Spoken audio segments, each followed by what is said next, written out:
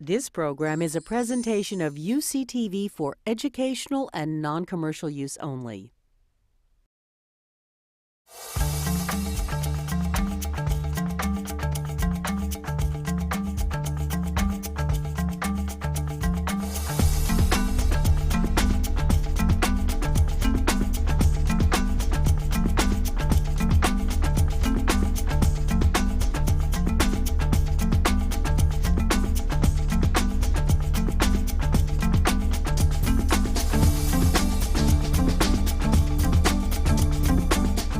I appreciate very much you all being here today. We call this, if nothing else, our Sustainability in Higher Education Partnership Presentation, or what I like to fondly call it, the Hour of Power, or as some of our partners say, the Hour of Sustained Power or Energy Efficiency Power, but you can go nuts on that.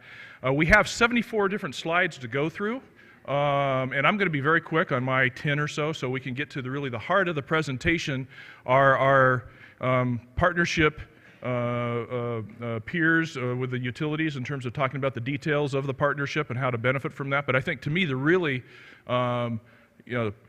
sustainable part of the partnership, of the presentation, is the presentation from our four districts that are sharing the podium today on what they've been able to achieve through the partnership on their districts. And our hope is, for those of you who are community college folks and aren't, to me it's kind of an oxymoron. You'd be coming to this conference because you are definitely involved with the subject matter, but if you aren't doing energy efficiency on your campus, the question we want to ask you and you to take away with yourself is, why not?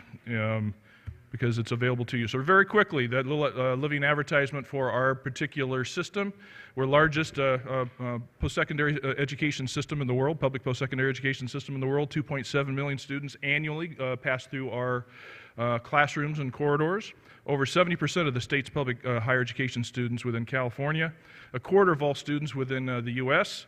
are enrolled in California's community colleges, and as you will continue to see in the presentations today, this morning, previously, and throughout the conference, we believe we're the system of first choice for higher education and community colleges, especially for workforce training and for lower division students. All that's happening on our campuses with the resources that are now available to us to remake our facilities, our amazing educational opportunities are occurring. And as the faculty folks who I have co-presented in the past say, we serve the bottom 100% of the students within the state. We're one of the many missions that we have, workforce education, the largest provider of workforce training in the U.S., more than 175 degree programs, and those that are specializing in green or environmentally sensitive areas. 72 districts, for those of you who aren't familiar with California community colleges. We have 72 districts, 110 campuses, 69 centers, 22 offices, and innumerable off-site centers. A lot of land, a lot of buildings, 64 million square feet, and as I said, innumerable outreach centers. So what has happened since November 2000 with the passage of Prop 39, which allowed for the 55% approval of local bonds, is that we have generated immense amount of resources.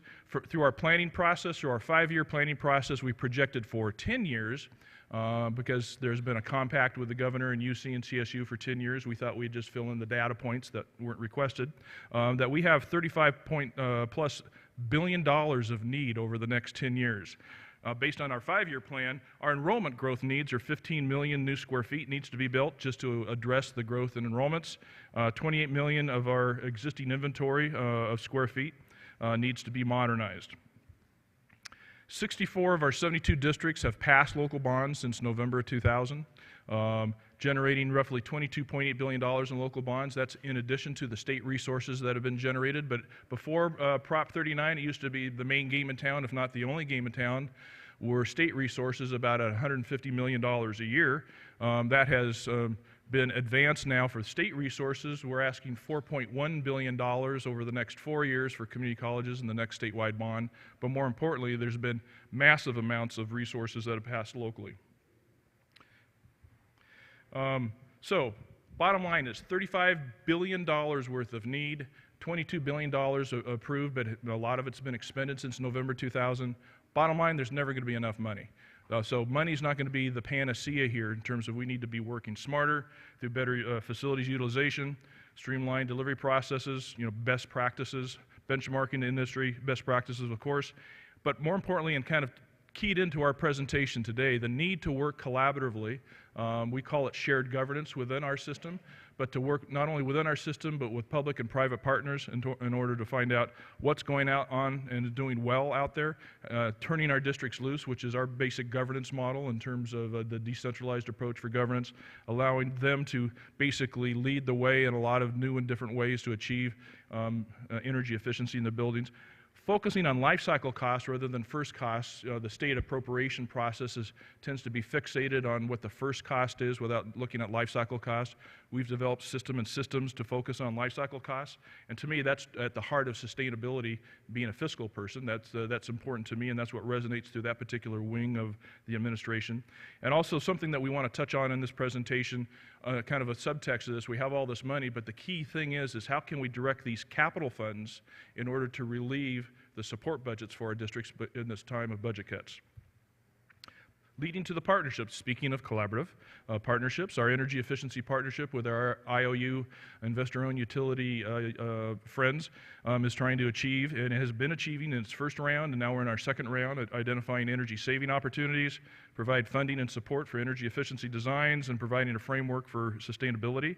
And we have the 4 IOUs, and again, that's in this time of budget cuts. That doesn't mean money that we owe you, but that is Southern California Edison, San Diego Gas and Electrics, the Southern California Gas and Pacific Gas and Electric, our office, the Chancellor's office, and also all 72 districts, and then our friends at Newcomb, Anderson, McCormick, who are keeping us sane and pointed in the right direction.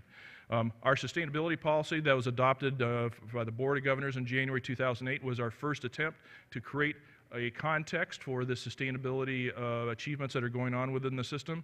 It provides a template that all districts could use, and just as a beginning point, it could easily be improved. The key to it is I like to always follow the money, and there is incentive funds that are being provided not only through the partnership, but more specifically, beginning in 10-11, there will be state capital outlay dollars that can enhance state-funded capital outlay projects to the tune of 2% for construction costs for new buildings. If they're exceeding Title 24 by 15%, 3% by 10% exceeding Title 24 for modernization. Bottom line is for our next round of partnership, our 2009-11 partnership, we're estimating based on the expenditures that would be anticipated based for that partnership, at least $2 of energy savings for every dollar expended over the next 10-year life cycle. I believe that number is far too conservative. It's probably 5 times that amount. But there's a key amount of, with these key kind of investments, with this renaissance in facilities that is occurring in our system, we're going to be achieving massive benefits. And getting back to that previous principle, the last principle that I talked about in a previous slide, of by creating these kinds of energy savings, even though it's good for the planet and it's good for all things green, the really thing that is green that gets a lot of people's attention, especially on the executive administrative side of the house, is that you're creating savings in operational costs that can be going back either into the buildings, because the maintenance of buildings are being underfunded, and the overall operation of the districts are being underfunded. And with that, I'll turn it over. Here's your tools of destruction there. Thanks everyone for coming. My name's Laura Wetmore. I'm with PG&E. I'm also joined by Lisa Hanneman and Lynn Chihua from our other utilities, and we have the privilege of working with community colleges throughout the state of California. I think all of us kind of agree one of our favorite things about our jobs is that we are really out there trying to convince customers to use less of our product. That is our number one goal, and we actually give money out to encourage you to do that. We've worked with the California Public Utilities Commission to develop a loading order of sort of how to prioritize projects and where to focus on those energy savings. The last thing any of us want is to have to build another power plant. It's not the best way to go about bringing that new demand online, and what we'd rather do is work with customers to pay them to reduce that energy in their facilities so that we can avoid those unneeded power plants. So this just kind of gives a picture of the loading order that's been developed for the state of California, really focusing first on energy efficiency and demand response, and then next moving into renewable energy sources like photovoltaics, wind, other fuel cell type technology, distributed generation, and then finally fossil fuel generation. Like we said, we don't want to start there. That's kind of our last resort. Also, just another picture of kind of how we look at demand side management with our customers, building from the bottom at energy efficiency. We want to conserve as much as we can, and finally look at demand response as a way to offset that peak load on those hot critical days. This was a study that was done by Lawrence Berkeley National Lab about 10 years ago actually now, so it's somewhat outdated. Numbers actually continue to look better than this, showing the profitability of energy efficiency. 2 lines up there, don't know if you can see, oh, I should use my little pointer, huh? 1997, the Dow Jones, 14% return on investment. Anybody getting that now? No. And at that time, energy efficiency, average return on investment of 10 kind of key measures was surpassing that. So you can imagine now with energy costs going up and stock markets doing much worse than this, that gap continues to widen, and we're seeing more profitability of energy efficiency. So we really want to come alongside campuses and show them how they can implement types of measures like this, and really get that return on investment that's going to have a long-term effect. We had some really good accomplishments from 2006 to 2008 with our campuses. 8.7 megawatts reduced from the grid. Lots of numbers out here. I think you guys can get that. But it's really the 3,400 cars per year off of the road. It's quite an accomplishment for the community college system. And we expect to see a lot more of that moving into this next cycle. You'll notice in yellow there on the bottom, over $12 million of incentives left on the table. Those were dollars that were not used for energy efficiency. They did not roll over to this new program cycle. And really, we are out here, we have a lot of outreach efforts making sure that there isn't money left on the table for this 2009 through 11 cycle. We want to make sure campuses use up every dollar that's out there, get it invested into your campuses now so that so you can take advantage of it. It's money that's been reserved for you. We don't just do retrofit projects through the partnership. We also want to look at monitoring-based commissioning, new construction. Those are really 2 of our big focuses for 2009 through 11, and Lisa and Lynchy will cover those in more depth. But we also do look at the demand response and the renewables side of the house as well.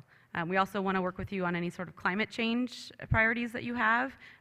Utilities have some programs available, and we also want to help you just in benchmarking of your facilities. We also offer training and education. Lynchy will cover some of the upcoming courses that we have later this fall for our campuses. One thing that you mentioned IT on here, another thing that's missing is food service. There are a lot of places in your campuses that we have a hard time reaching. They're not necessarily as connected to the facilities groups as maybe in some other areas, and we see a lot of missed opportunities in areas like food service and IT, even student housing. I know not necessarily the case at community colleges, but another real focus of ours is to connect with those more non-traditional areas of the campus that don't necessarily connect with their utility on a regular basis. Nice thing about the partnership is that we give incentives far beyond what the standard customer will see in the state of California. Most customers see anywhere from like a 5 to 14 cent per kilowatt hour incentive. We're giving 24 cents per kilowatt hour on projects that are submitted through the CCC IOU partnership. $1 for gas measures, so everything from HVAC to lighting, central plants, IT measures. Make sure you're connecting with your utility to see what sort of incentives are available. A lot of these incentives, too, help cover a good portion of the cost of the project. So we offer a higher cost cap through the partnership, 80% versus the 50% that the rest of our customers throughout the state of California see. I want to turn it over to Lisa now, who's going to get more in depth on the new construction side for any of you who have redesign or retrofit projects. Thanks, Laura.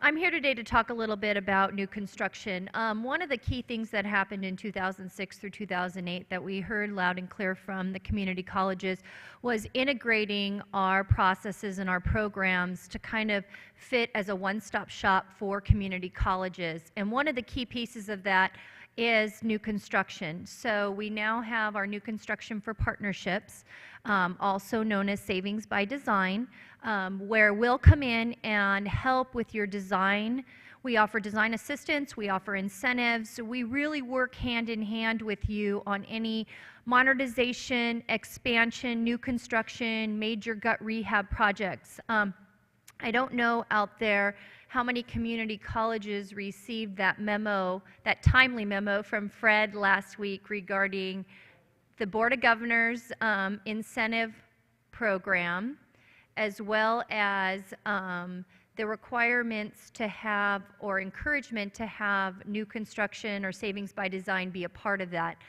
This program really mirrors a lot of the work that you're already doing out there. And one of the key pieces to that is anybody that's looking at LEED certification on some of these projects. The modeling requirements for LEED are exactly the same for our Savings by Design New Construction for Partnership program. So it is something that we're encouraging all community colleges to participate in, and we want to be involved at the very start. When you guys are submitting your FPPs, we want to make sure that you have a letter of interest in place on those projects. We also want to make sure that you're getting an application in. We want to be involved right from the start when you're bringing your design team on board, because truly to maximize the incentive opportunities for this program, we really need to be in on the ground floor. And the last piece of it is the enhanced incentive piece that you get through the partnership. This is talking a little bit about the incentive structure for our whole building approach. That's really looking at an integrated design process, a holistic look at the building, taking advantage of all the systems, orientation, everything that kind of works hand in hand together. What we're showing you here is really a comparison of the core program, which is offered to most customers, and then what we're offering to the California community colleges. And one of the nice things that we put into this presentation for some of you that have seen a little bit of a glossary view of it is we actually have examples now of where these incentives truly impact your bottom line on your project. As you can see, it's kind of a sliding scale, 10 to 30% better than Title 24. It starts at 10 cents and scales up to 30 cents per kWh. We're going to enhance that incentive by giving you 10 cents above those incentive rates, as well as $1 a therm flat across the board with no escalation, whereas in the traditional program, it starts at 34 cents and scales up to $1. The other is a focus on KW, the demand of your facilities, and looking at putting in measures that will also reduce the demand use on your facilities. And we're giving $100 a KW for that. And the nice thing for your design team is they actually get up to 1/3 of your enhanced incentives. So the design teams are also getting more dollars to participate with community colleges in the partnership program. This is an example of a whole building project that we did. This is a readiness center classroom setting. It came in about 24.1% better than Title 24. Some of the design included T5s, LEDs, enhanced insulation. As you can see, we were able to work with them on orientation, clear stories utilizing daylighting. The project saved about 247,882 kilowatt hours and 126 kW. And the reason I'm reading that to you is because on this next page it's a little busy, but the bottom line is, as you can see, it's almost $25,000 more in incentives that the community colleges project would have gotten in comparison to our traditional Savings by Design program. So, and then the example for 1/3 of the owner incentive, they're getting about $9,000 more than they would have for your design team. So total across the board, it's almost $33,000 in additional incentives for this whole building project to participate for new construction. This is the systems approach. This is where we work with you primarily on gut and rehab projects, some of your new construction projects where we get in late in the process, design development, late in design development, or into construction documents. We really can't impact it on a whole building side, but we can still try to look for recommendations within the program, and these basically 4 key areas: daylighting, interior lighting, HVAC and refrigeration, and others like motors, air handlers. And as you can see, we offer enhanced incentives for that as well. So normally you'd be getting 5 cents, 15 cents, and 9 cents. We offer 15 cents, 25 cents, and 19 cents, and the $100 KW kicker. So for that example, you can see it's almost over $25,000 additional incentive, even on the whole building approach, for a project that saved about 155,000 kilowatt hours. Combined incentives, what we wanted to make sure is happening is that we ensure that all of your projects have a letter of interest on file with the utilities. We have one of the key members of our team here today. She's our new construction specialist, Karen, and she's specifically for Southern California Edison, and then we handle anything in the gas company service territory that's in our service territory as well. And really, they want to work hand in hand with you. We have new construction specialists on as part of our team here in the partnership program. So you can get the Board of Governors sustainability incentives as well as our incentives to really impact your projects going forward. So we don't want to miss leveraging that and contacting us with any of those projects that you may have. And with that, I'll turn it over to Lynn Chi. I'm going to put this down a little bit. So as Laura previously mentioned, there's 2 main focuses for the 09 to 11 partnership. One was new construction, which Lisa just talked about, and I'm going to be speaking on monitoring-based commissioning, or MBCX for short. And basically what the premise of MBCX is, it's, go out there, search for your most energy-intensive buildings, and what we do is we as a partnership, but the campuses go out there, they install monitors on these buildings, and you take the baseline. So what are you currently consuming now? Then your commissioning agent or your campus folks, they'll go in, they'll make minor tweaks and modifications, lighting controls, things of that nature. And after you make those modifications, then you take another reading on these meters, and the difference in energy is what we pay you for, 24 cents a kilowatt hour and $1 a therm. We had a lot of experience with the UC-CSU partnership. A lot of those UC-CSU campuses participated in the 06 to 08 cycle. And now what we're trying to do is to encourage more community college campuses to participate in the same program. It's, they have really great results. And these MBCX projects, what you do is you have these meters installed at these buildings, and so you'll always be able to know what that building is consuming. So if you ever see, a spike in energy consumption, you'll know exactly where you need to go and what the issue is. So your typical MBCX projects at community colleges, I think the main focus that you can find on this chart is, number 1, the total incentives column and the simple payback. So our incentives are quite lucrative for MBCX projects, and you can also see the huge energy savings that result in these projects as well. So most of these projects pay themselves back in, within a couple years. Another option that you can also have is to bundle up your small buildings. So if you have, a couple small buildings, Cal State Monterey Bay actually, started something like this. They do have a case study online, so you can go ahead and Google, Bing, Yahoo, whatever you like to do, and look for this case study and see if you can apply the same method to your campuses as well, but taking a couple small buildings and just packaging it in one, and it'll hopefully make your payback and your incentive level look a lot more attractive. So the MBCX process, these bullets are just the real, quick and easy kind of explanation, but use a benchmarking process. So that's what I was speaking of, energy-intensive buildings. Find out what those are, install whole building meters to take the baseline, perform all the testing, make the tweaks and modifications, log the energy used by using your EMS system, the low-cost, no-cost modifications, and you can meter these and take a look at your energy savings and your energy consumption.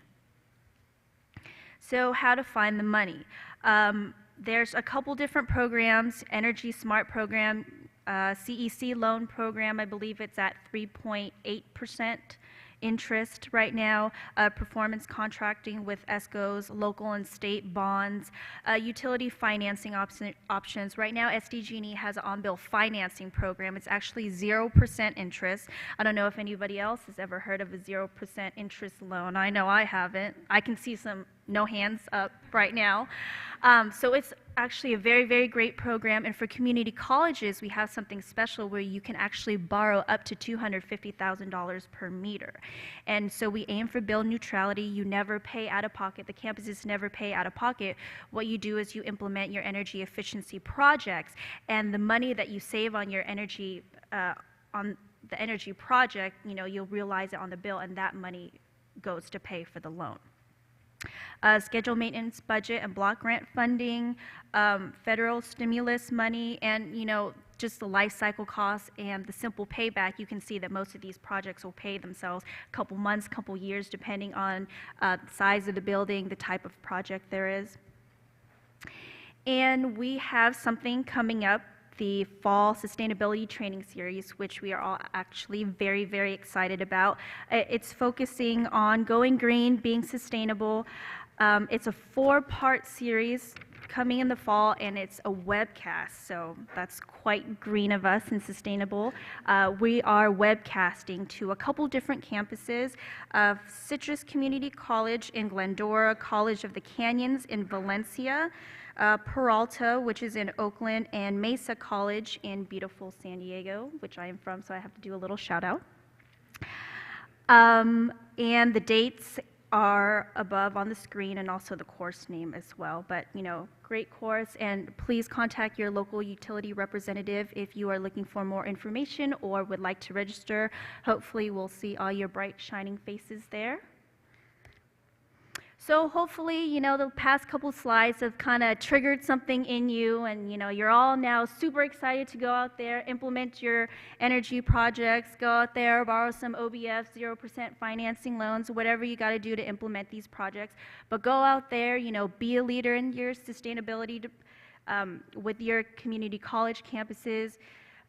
We can also help you work on your sustainability and energy policy. We can help you brainstorm for ideas. It's not all about the low-hanging fruit. There's, a lot of new technologies coming out there, some of which we're not aware of, some of which you're not aware of. So let's, meet together, collaborate, and talk and see what we can do and how the utilities can assist and provide incentives for these energy-efficient projects. We can go out there, perform an energy audit at your campuses. We do have resources to do things like that. And engage your other departments such as IT and food service. So go out there, be a leader. And next is Mr. Bob Bradshaw from Citrus Community College. Thank you.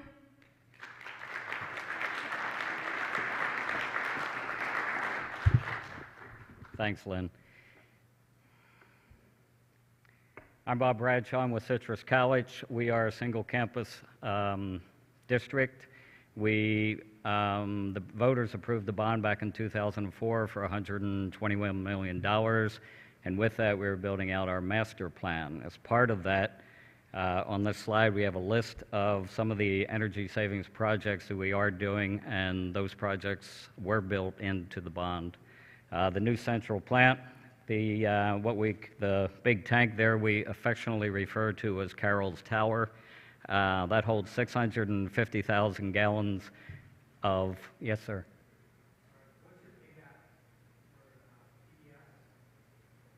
Right now, in years or dollars?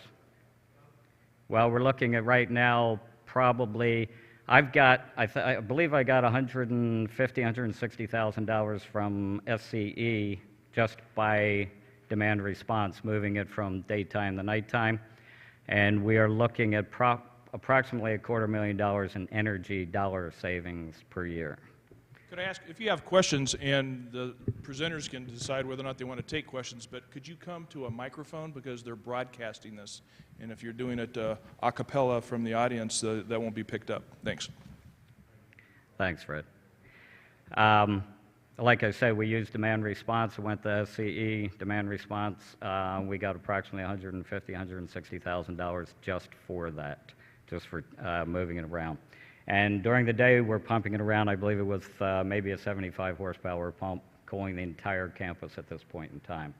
As part of that, as a secondary effect, we're replacing HVAC units with a VAV system on the buildings that obviously were not yet done. And we are getting approximately $60,000, $60,000 for doing that as part of the incentive program. So we are bringing all the entire campus up. There's a few small buildings that we're probably not going to do, or they may be remote, but on all the major buildings, they are all there. Simple projects, replacing exit signs with LEDs. I got full funding for 250 exit signs for that, and we put it in with our own labor as we could. New boilers from the gas company, I believe we received approximately $15,000. The new boilers were part of the central plant system, so I got, or we got money from SCE as well as Sempra Energy. New construction was savings by design. We just went through a final on my student services building, and I'm looking at almost $10,000 just for going through that. So, and I'm doing it with our other new buildings as well. That's basically a requirement to get in that savings by design. You can see right now the total incentives, it will be a little over $320,000. So does it pay for a project? No, but it sure does pay for a few other things. So this is over the term of it, the annual savings for 1 year. We're looking at $255,000 in that 20-year present value of $1 million or $4 million. Total life cycle savings, we're looking at $17,400,000. So it's there if you do the project, and the paybacks are there. A little bit of sustainability here. We put artificial turf down on our football field as well as new softball fields we did, as well as a practice field. With that, we don't have to water it. We don't have to, we have no surface runoff with it. We have no fertilizers running into the system. Reduce maintenance costs. We don't have people out there mowing grass or painting lines. We also aren't running the lawnmowers. So we're reducing our footprint there and being sustainable and good neighbors to everyone. Lighting system with our friends at Pier. They have a pilot program that they came in and put this lighting system in one of our classrooms, basically as a demonstration. They paid for the whole thing, and it's a three-way lighting system, up, down, or full, and it's primarily for if you're doing presentations and obviously teaching. The teachers seem to like it. We had a secondary effects project where we did go back in and put classrooms back where we had to build offices, and we use this lighting system in the 4 of the classrooms. Day lighting systems, we all have trouble with users going into a classroom and you immediately turn a light switch on. It could be 3 or 4 lights, it could be, one switch. But there are plenty of companies out there right now that everything is automated and it's all censored. You could have 2 rows of lights in a classroom.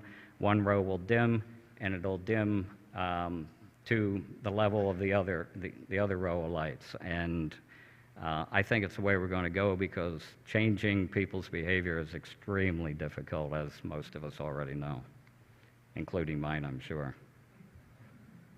And on that note, my esteemed colleague, Ron Beeler.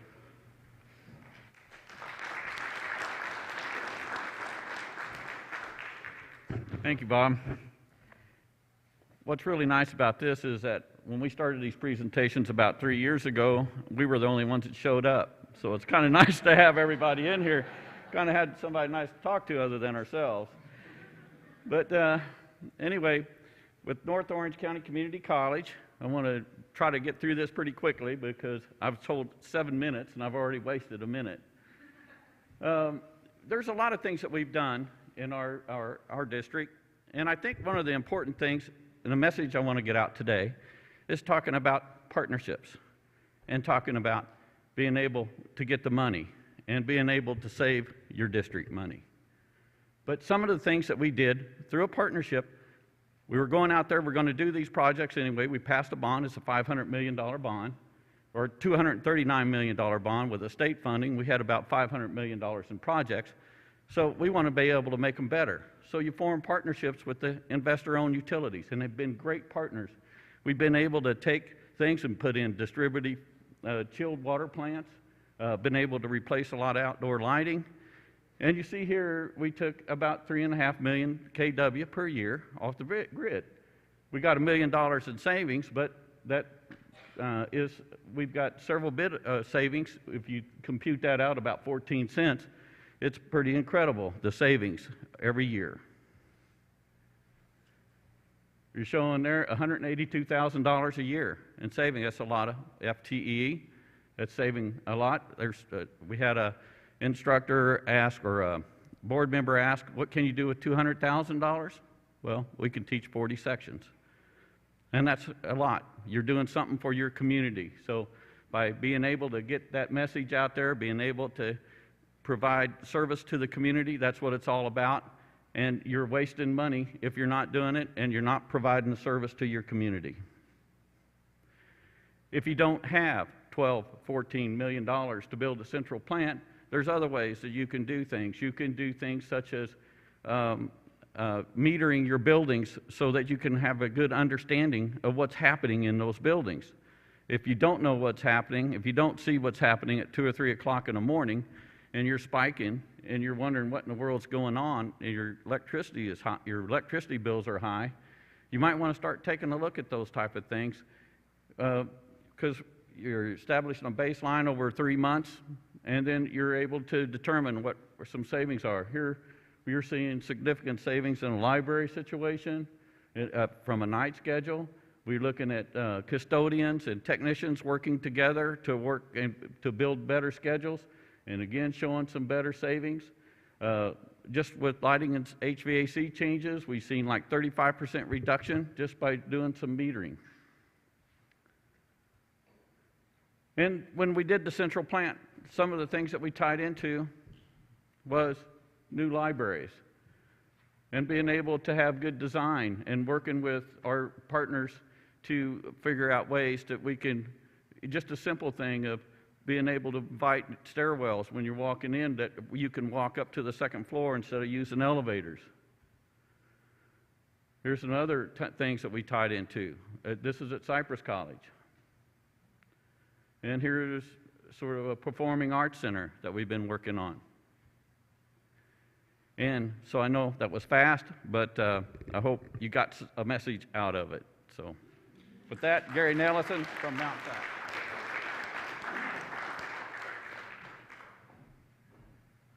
Well, good afternoon. My name is Gary Nellison, and I serve as the Director of Facilities Planning and Management at Mount San Antonio College, another long title that Fred's mom is proud of, I think. My wife's proud of it. So, some of the things that we've been doing at Mount San Antonio College, we're looking at our energy policy, and that goes back to the 1999 experiences that we had with service interruptions. We kind of followed the thundering herd into the interruptible rate, and that was great until we actually got interrupted. And then everybody started thinking, well, what are we going to do about energy savings? So in 2001, we were able to pass our first facilities bond. Some of that money that Fred talked about, Mount Sac, we were able to get $221 million plus another $100 million or so from the state sources. And we started thinking about, well, if we're going to build these buildings, how can we do that in an energy efficient way? And it really wasn't, frankly, very organized. We were just kind of chipping away at it, getting ideas from architects and all the different sources that we could, but again, not organized, not well coordinated. Not to say that we haven't had some good successes with our energy savings, but it was really just kind of piecemeal.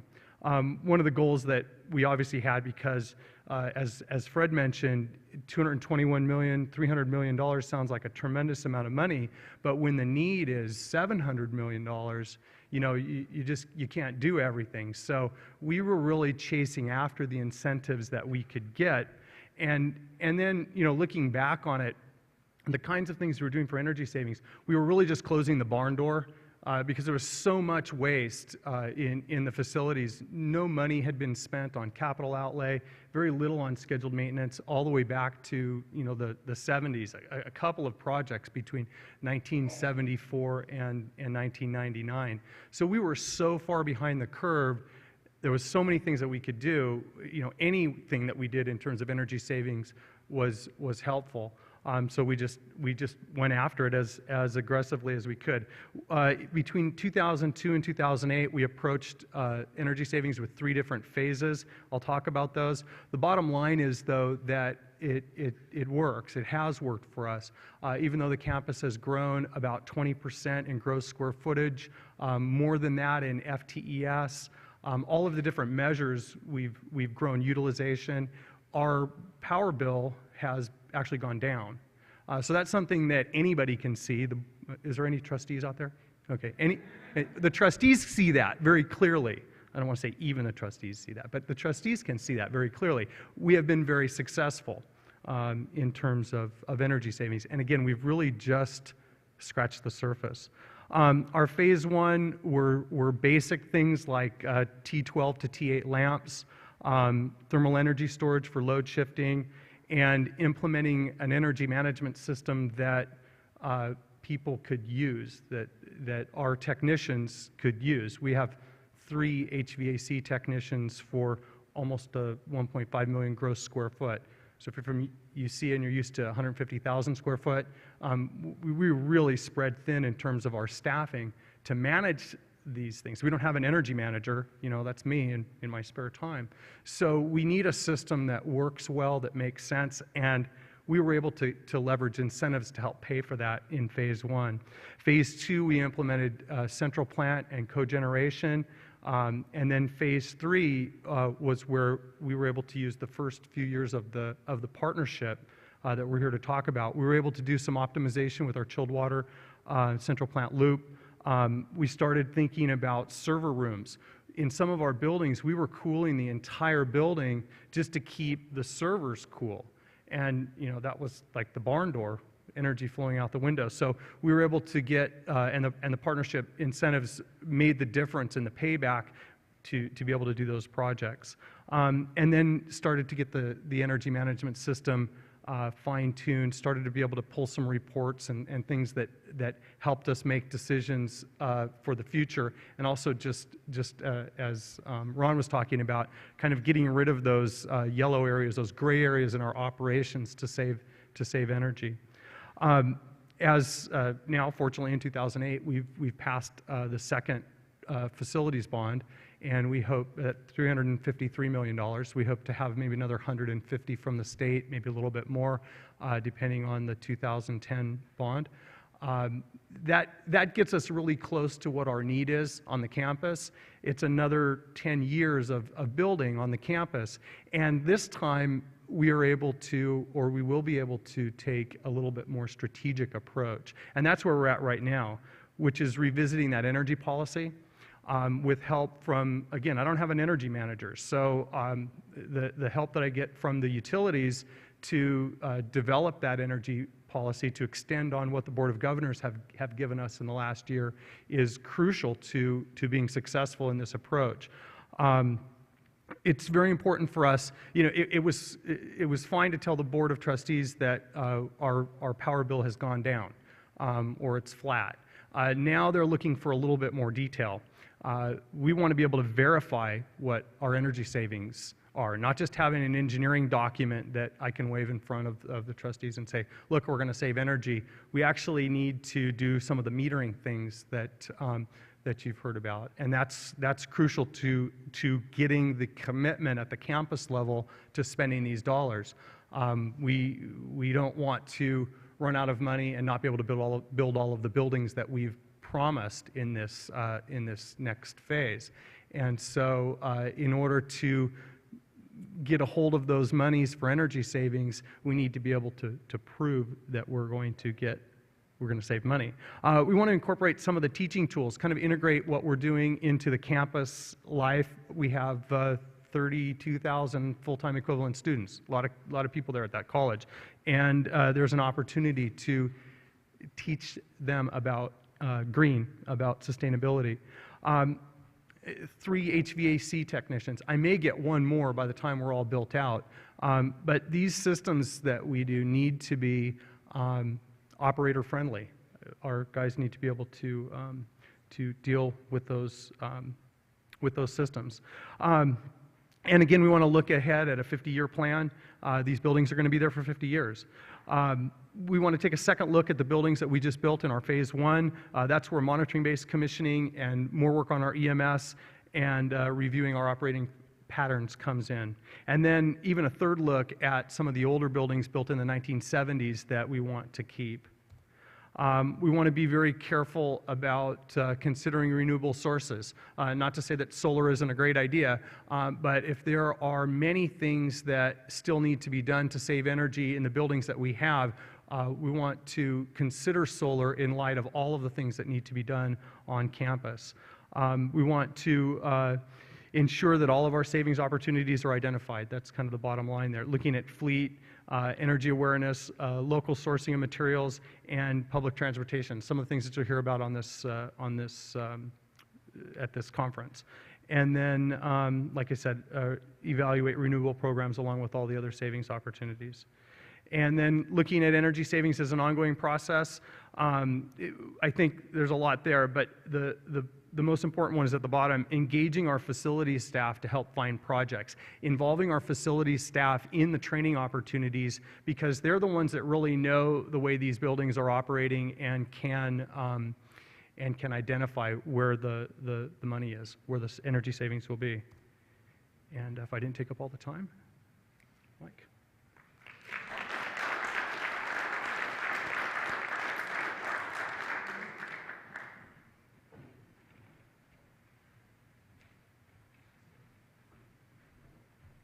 Seven minutes. Okay, who came up with that? Where's my clicker? There you go. Hi, my name is Mike. Community colleges pave the way for energy efficiency in higher education. There's no doubt about it. We are the frugal gourmets. We have to be, okay? We just don't get that much money to do things. So some of the things we've done, change outs, we get rebate money. The rebate money goes right back into our facilities and operations budget for more energy efficiency projects. It's a no-brainer. You call these folks up, they come to your campus, they fill out the paperwork. All you have to do is receive the check, talk your boss into not putting it into the general fund. HVAC change outs, boiler chillers, you're going to change these things anyway. You need to do it, and the money comes in. On new buildings, savings by design, we're just completing our 5th new building on campus. It's a gorgeous arts building. Come up and see it. We're getting a check for $82,000 for savings by design, 35% better than Title 24. We received checks all the way through our building program. And I ran into a gentleman, he said his architects weren't interested in doing this. And I need to remind you, who tells the architects what to do? It's actually the district. So our energy upgrade analysis, I had to prepare this 2 weeks ago, and it was 2 weeks late, on all the things we've done on our campus, the costs, the benefits. We've done a little bit of solar. We're doing 2 buildings right now, the Arts and Student and General Services building. They will be lead buildings, and there is a cost to that, but there's also a benefit we can calculate. On our arts building, a lot of nice things, LEDs, motion sensors. We tie motion sensors to lights and HVAC. We have 3-way lighting in the classrooms. So it's a gorgeous building. I'm going to go fast because Fred's going to start going like this pretty quick. LED walkway lights. They're a little pricey. They last about 17 years, we think. They use 1/12 of the electricity of the current walkway lights we have on campus. We're actually going to launch that as a campus-wide project real fast. And Matt and Laura, Eddie is working on our paperwork. That's in plan. We've done some cool things. The peer folks came in and gave us some LED task lighting in our offices. And most of our offices are overlit, especially faculty bring in all kinds of lamps. So we provided these LED lights for desk lights, and they're really liking them. And we've done some fun things. We designed our own logo for a PEV parking stall. It looks like a giant plug for personal electric vehicles. So we have stalls associated with each building. And we're a rural campus. We're 15 minutes from Chico. Average PEV goes about 25 miles. This works out really good for students to plug in when they come out. Transformer upgrade. They need to be changed out. You go into a transformer room, old transformers, the room's 150 degrees, tremendous heat loss. New transformer, sure they're going to save you electricity. And then metering. We've had one permanent building under meters for now a year and 4 months. And we're really defining out what our HVAC is doing, what our lighting is doing, and what our plug load is doing, what our computer usage is. So annual energy usage, Fred, you're going to get this. We got the memo last week. It's due next week, right? So we set our baseline. The number I like the best is on the far right side where our kWh per square foot keeps going down. It keeps going down. So we haven't had to ask for an augmentation since 2000 for energy on campus, and we've gone from 431,000 outside gross square feet up to, we'll be at 800,000. And we think we're going to be able to contain and not ask for more dollars. So 68, 78, we established set points. Yes, our complaints went way up. We promised we'd put somebody in the field to check them. We did. 50% of the time, our HVAC folks found something wrong with the HVAC, and we corrected it. Solar Phase 2, we just cut the ribbon on this one in May, a few short weeks ago. So we have now 5 arrays on our main campus. We're 43% solar powered. And monitoring-based commissioning, we're going to launch this for campus-wide as we go.